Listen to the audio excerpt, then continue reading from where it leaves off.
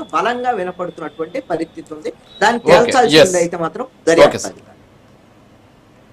Okay. Yeah Mahesh మెరుపుల గారు, yeah good morning అండి. సో ఓవరాల్గా మీకు ఈ కేసుకు సంబంధించినటువంటి పూర్తి స్థాయి అవగాహన కూడా ఉంది. మరి ఏంటి ఈరోజు ఆయన చనిపోవడం హత్య అని చెప్పేసి ఒక పక్క వాదన జరుగుతుంది, ప్రాథమికంగా నిర్ధారించారని చెప్తున్నారు.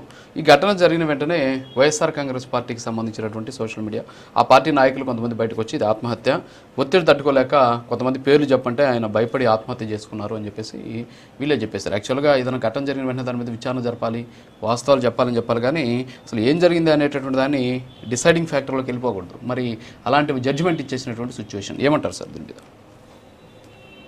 రాజు గారు, ముందుగా నాకు అవకాశం ఇచ్చిన మీకు, అలాగే ప్రైమ్ యాజమాన్యానికి, ప్యానల్లో ఉన్నటువంటి నాయకులందరూ కూడా గుడ్ మార్నింగ్ తెలుపుకుంటూ, రాజు గారు నిజంగా చెప్పాలంటే ఇప్పుడు ఇనిషియల్ స్టేట్మెంట్స్ మీరు మాట్లాడినప్పుడు నిజంగా చెప్పాలంటే నేనే ఒకలాంటి షాక్ గురయ్యా.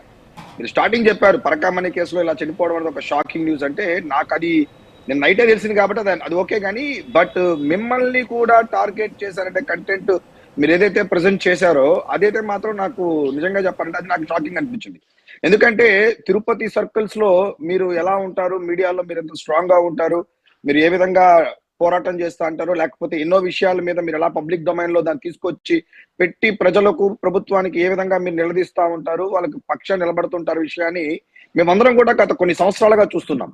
ఈ రోజు మీరు చెప్పిన స్టేట్మెంట్స్ లోనే మీకే ఒక న్యూస్ రిపోర్టర్ గా ఒక ప్రముఖ ఛానల్లో పనిచేస్తున్నటువంటి మీకే, మీడియాలో ఉన్న మీకే వార్తలు రాయకూడదు, దీని మీద మీరు మళ్ళా కథనాలు వేయకూడదు, దీని గురించి మీరు ఎక్కడా మాట్లాడకూడదు అని చెప్పి మీ మీద ఆ రోజు కేసులు పెట్టి మిమ్మల్ని ఆ రోజు ఇబ్బంది పెట్టాలనే ప్రయత్నం చేసి ఒక ఫోటో చూపించి దాని మీద మీరు ప్రమాణం చేసి చెప్పమన్నంత ఒత్తిడి తీసుకొచ్చారంటే నాకు తెలుసుంటుంది దీని వెనక ఎంత పెద్ద నాయకుల యొక్క హస్తం ఉంటే తప్ప మీలాంటి వాళ్ళని కూడా టార్గెట్ చేసే పరిస్థితికి వచ్చారని చెప్పి.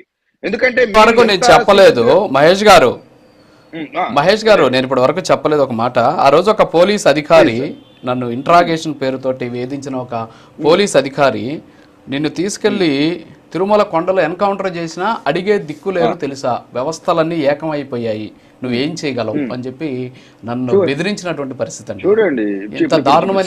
అంటే సతీష్ కుమార్ కంటే ముందు నేను బాధితుడిని వాస్తవంగా.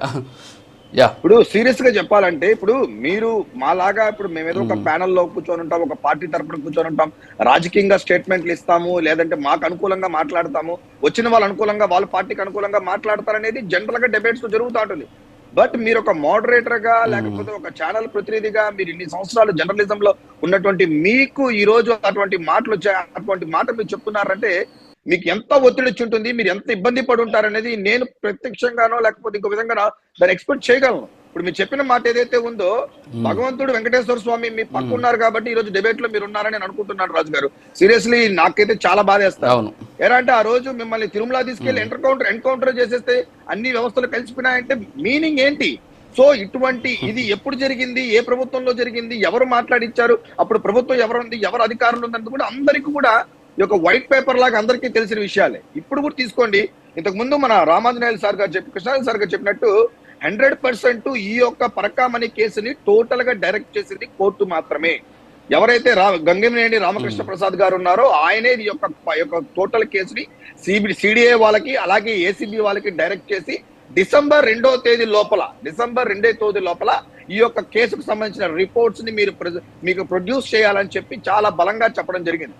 బట్ ఈ ప్రాసెస్ లోనే నిన్న అందరం కూడా చూసినట్టయితే ఎవరైతే ఆ రోజు కేసులో మెయిన్ గా ఎవరైతే ఒక కేసుని పబ్లిక్ డొమైన్ లోకి తీసుకొచ్చి పెట్టారో, బయట తీసుకొచ్చి పెట్టారో అటువంటి వ్యక్తి ఎవరైతే నేను చూసాం, సతీష్ గారు ఎవరైతే చనిపోయారో, అది క్లియర్లీ అది హత్య అని క్లియర్ గా కంటికి కనబడుతున్నటువంటి పరిస్థితి. ఎందుకంటే ఒక పోలీస్ అధికారి, ఎందుకంటే ఆల్రెడీ అతను ఇంతకు ముందు కూడా ఒక ఇన్వెస్టిగేషన్ కి వెళ్ళడం జరిగింది, ఆల్రెడీ కొంతవరకు ఇన్ఫర్మేషన్ కూడా ఇవ్వడం జరిగింది, కొంతవరకు కోఆపరేట్ చేయడం కూడా జరిగింది.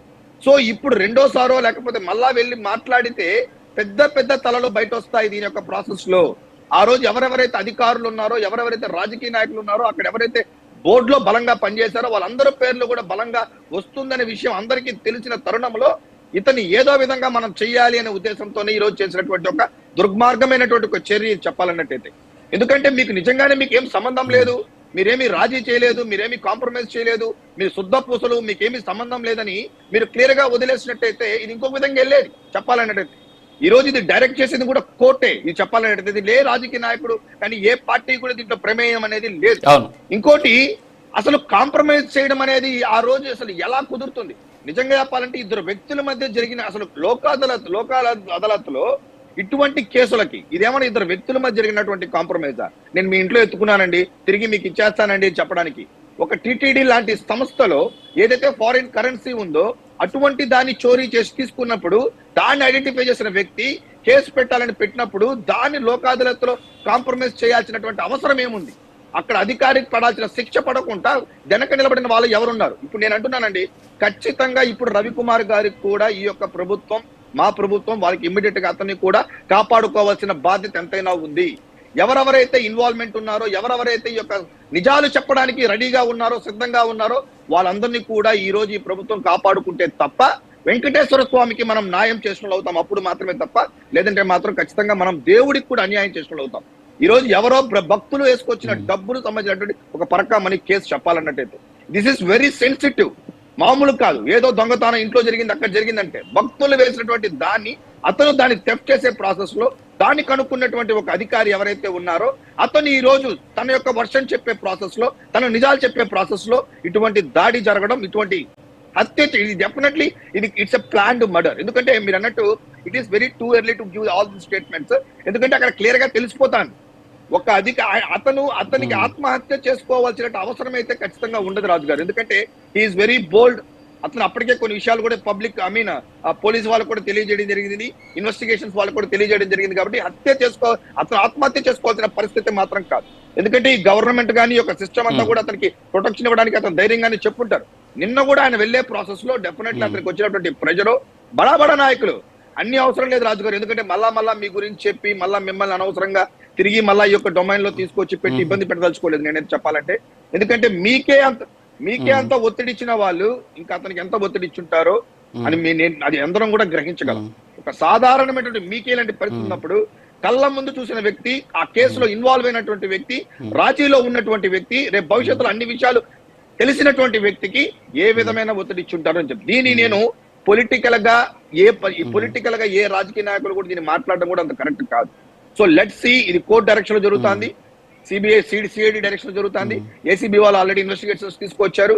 ఈ రోజు వైఎస్ఆర్సీపీ వాళ్ళ అనవసరంగా తొందరపడి బయటకు వచ్చి దీని ఏదో రాజకీయ ఒత్తిళ్ళో లేకపోతే అధికారులకు ఒత్తిళ్ళో లేదా ఏ ఒత్తిళ్ళు వస్తుందండి చెప్పాలన్నట్టయితే అది ఎందుకు మీకు కాంప్రమైజ్ చేయగలిగే కెపాసిటీ ఉన్నటువంటి మీరు, ఆ రోజు గతంలో కాంప్రమైజ్ చేసినటువంటి మీరు ఈ రోజు రాజకీయ నాయకుల దగ్గర నుంచి ఎందుకు ఒత్తిడి వస్తుందనుకుంటున్నారు?